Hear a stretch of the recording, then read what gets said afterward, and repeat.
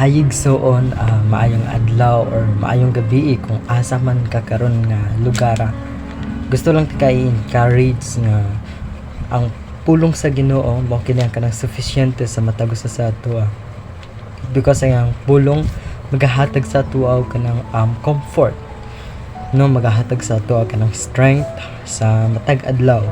And gusto lang na ako i-share kung unsa man ta sa atubangan sa Ginoo. Ang akong i-share karon, I know nga maybe sa inyo nadunggan ni nga pulong, but gusto na ko ni siya i-recap or i-rewind. Pulong sa Ginoo makita sa Juan chapter 15 verse 20 or sa John chapter 15 verse 20. Ang nagani siya diri ang hinumdumi ang akong giingon kaninyo, walay ulipon nga labaw sa iyang agalon. Kung gilutos nila ako, lutusan usab kamo nila. Kung tumano nila ang akong gisulti, tumanon usab nila ang inyong gisulti. Mao ni siya ang passages ani naga-describe about sa kanang tinun-an or kaaway sa kalibutan. As a followers of Christ, lisod kaayo ang atong sitwasyon. It because daghan ang mga tao nga naga-persecute sa ato. Hala, nganong tuo man siya sa Ginoo. Mao na ang ilang mga mindset or pwede isulti sa ato. But some of them nga tabangan pud ta nila through comfort, no, dili pud magparehas.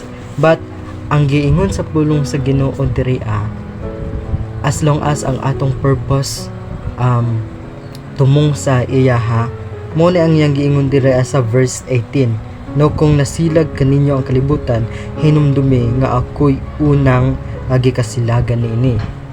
No, kung ang mga tao sa kalibutan gikasilagan ta nila, we must remember nga ang una nila nga kasilagan mao ang Ginoo.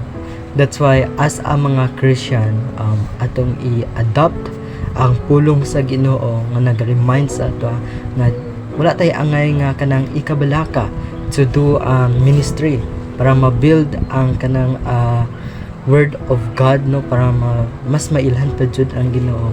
Wala tay angay nga ikahadlok it because ang Ginoo ra man ang atong proclaim, no, gina-proclaim nato si Jesus Christ nga atong Dios nga manluluwas.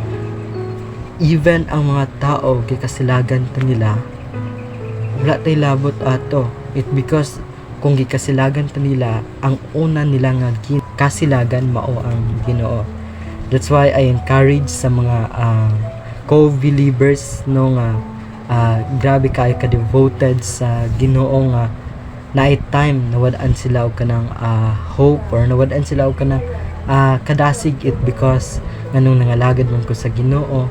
Kay some of us or some of Christian naabot sa point nga na burn out ba, wala na kanang kumbaga kainiton sa pagpangalagad, kumbaga gikapoy or naluya tapos kasurrenderon sa kinabuhi.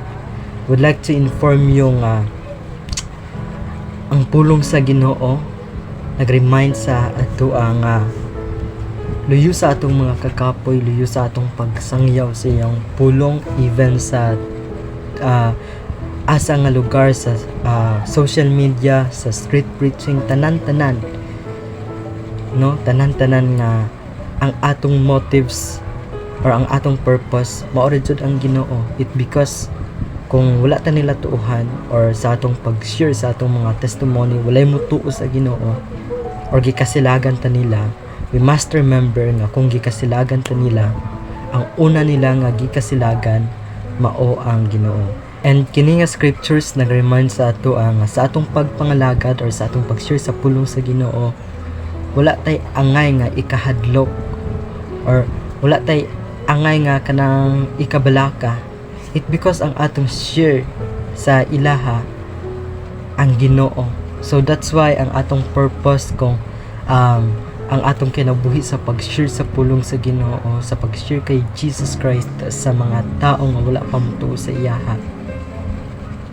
Kung naay time nga murag feeling nato nga wala na may mutuo sa ako kay naaman tay time nga ngingana moabot ta sa point ang atong kinabuhi nga feeling nato walay mutuo sa atong pag-proclaim kay Jesus Christ.